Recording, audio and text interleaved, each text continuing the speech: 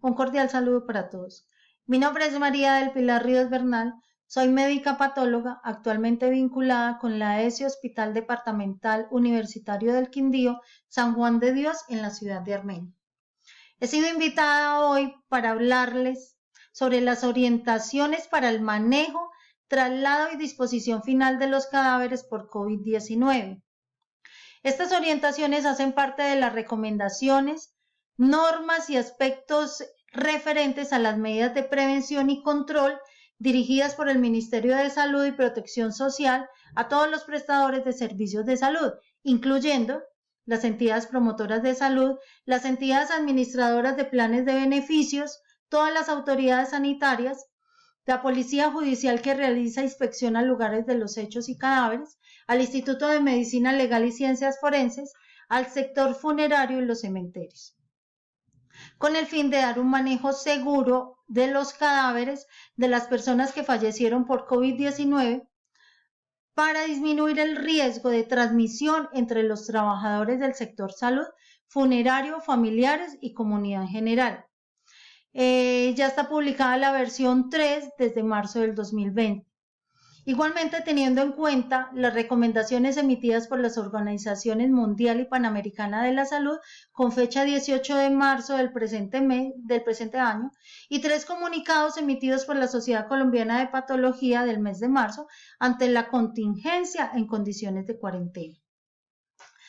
Los cadáveres deben de manejarse bajo la premisa de principios de precaución para el personal que los manipula y dignidad humana para el cuerpo del fallecido y su familia, y se deben cumplir siempre y en todo momento que se realiza la manipulación del cadáver.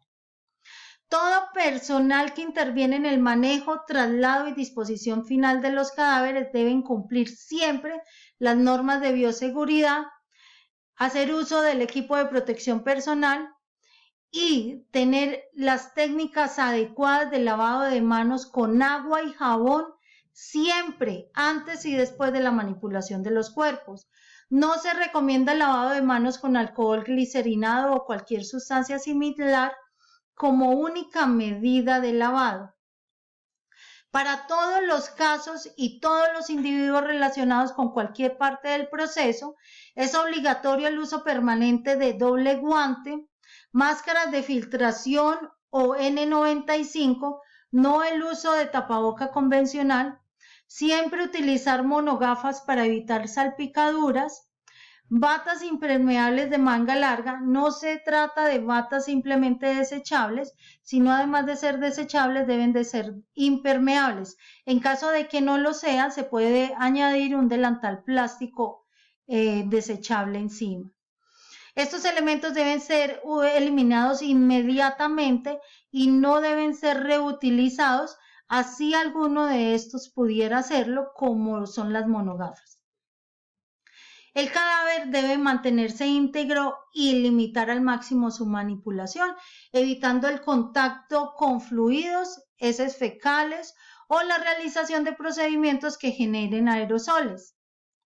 En el área hospitalaria donde ocurre el deceso se debe realizar inmediatamente la limpieza y desinfección terminal de toda la zona y los elementos que estuvieron en contacto con el paciente.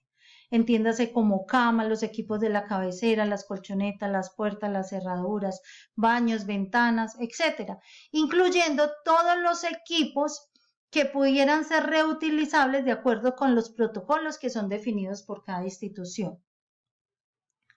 En cumplimiento del principio de precaución y teniendo en cuenta de que se trata de un evento de interés en salud pública de importancia internacional por un virus desconocido, entre comillas, de alta transmisibilidad e infectividad, queda restringida la realización de necropsias sanitarias, viscerotomías, toma de muestras profundas, prácticas de embalsamamiento y tanatopraxia en casos con diagnóstico presuntivo, sospechoso o confirmado de infección por COVID-19.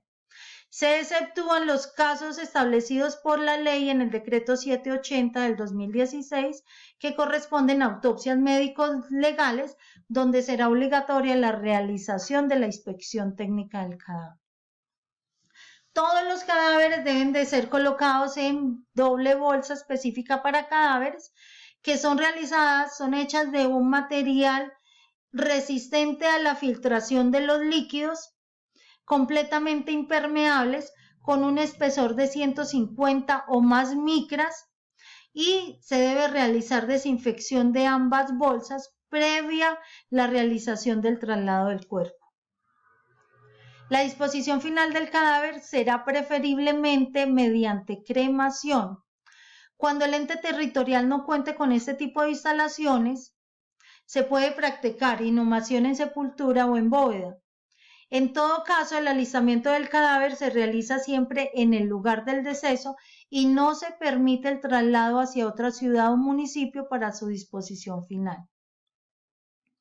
Los casos que requieren necropsia médico-legal deben contar con la orden del fiscal del caso para poderse realizar la cremación.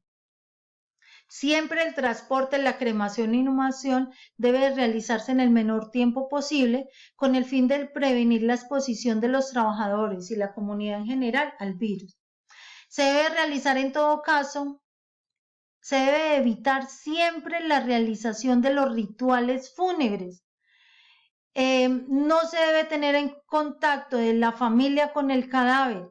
No se deben hacer reuniones o aglomeraciones de personas. Lo que se puede realizar posterior a la cremación es un ritual con no más de 5 personas. Para los casos de muerte intrahospitalaria por presunto cuadro respiratorio que no haya sido diagnosticado, se puede tomar muestra de secreción respiratoria. Lo ideal es que sean aspirados nasofaríngeos u urotraqueales realizados dentro de las primeras 6 horas post-mortem. En casa se puede realizar hisopado conservando todas las medidas de toma y conservación de la muestra similar a como se realiza en el enfermo, y las muestras inmediatamente deben de ser remitidas al laboratorio de salud pública departamental o distrital dependiendo del caso.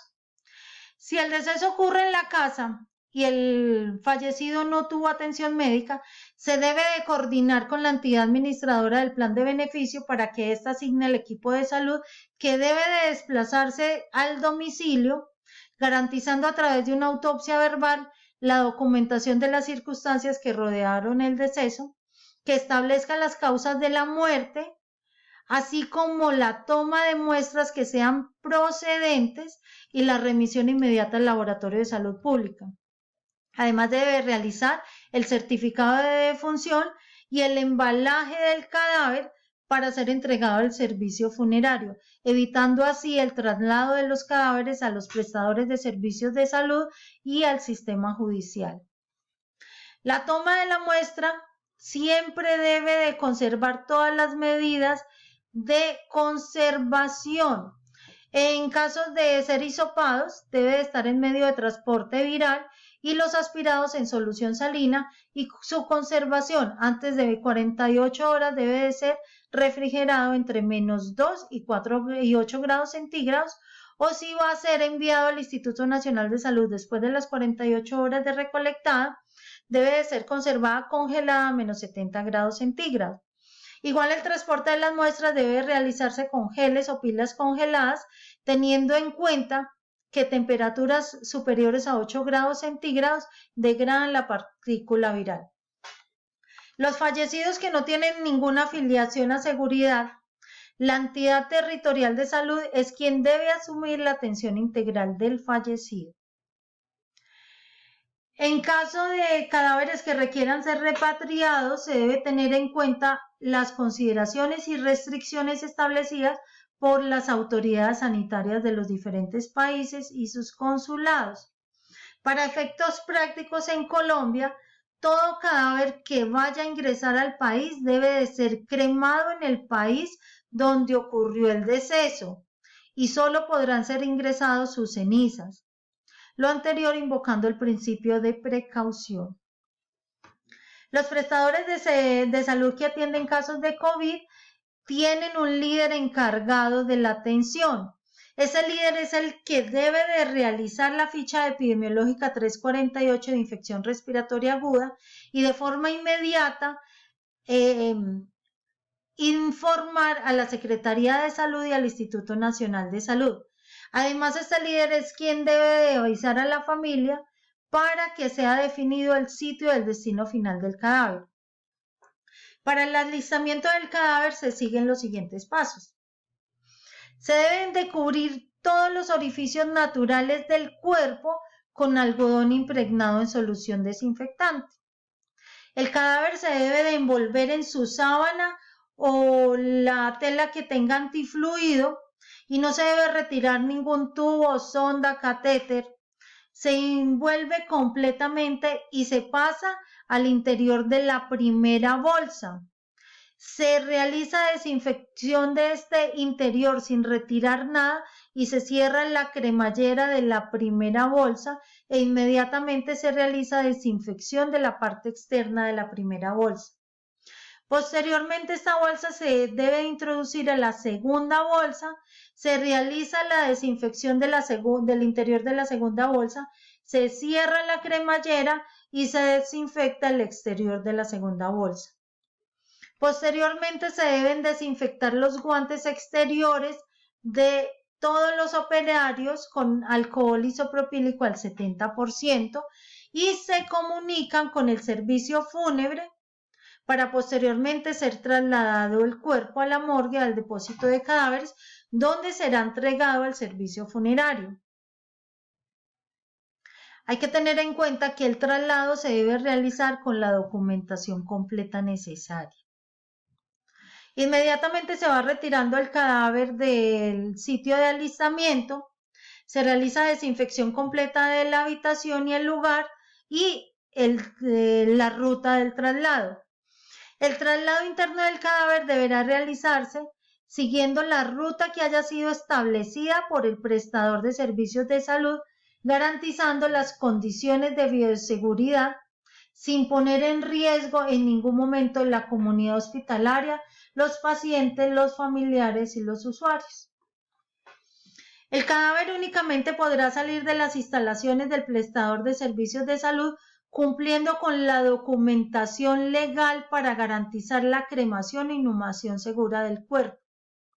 Para la realización de los certificados de defunción, en todo caso confirmado por COVID-19, por laboratorio o criterios clínicos e epidemiológicos, se registra utilizando el término COVID-19 confirmado por laboratorio o COVID-19 confirmado por clínica o nexo epidemiológico, anexando además las comorbilidades relacionadas en el paciente. En los casos sospechosos con cuadro clínico sintomático respiratorio, historia de exposición, pero que o se le tomaron las muestras y no ha sido diagnosticada todavía, o no se tomaron las muestras y tiene además otros paneles virales negativos, se aplica el término sospechoso de infección respiratoria aguda por COVID-19. En caso de autopsia médico-legal, el cuerpo se pasa al sistema judicial, quien asume la custodia del cuerpo.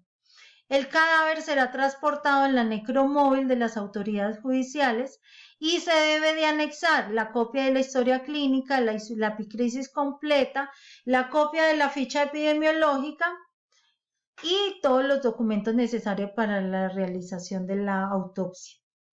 Además, todos los personales, el personal de salud debe de velar porque se cumplan las normas de bioseguridad, elementos de protección personal en el sistema judicial.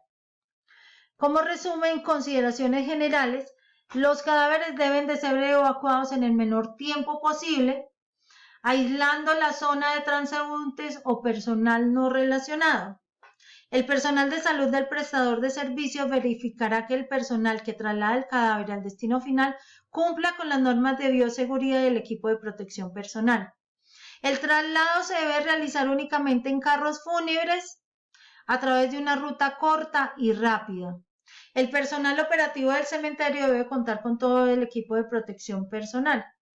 Y luego de la entrega del cadáver, el vehículo debe de ser esterilizado lavado de acuerdo a las recomendaciones dadas por el ministerio.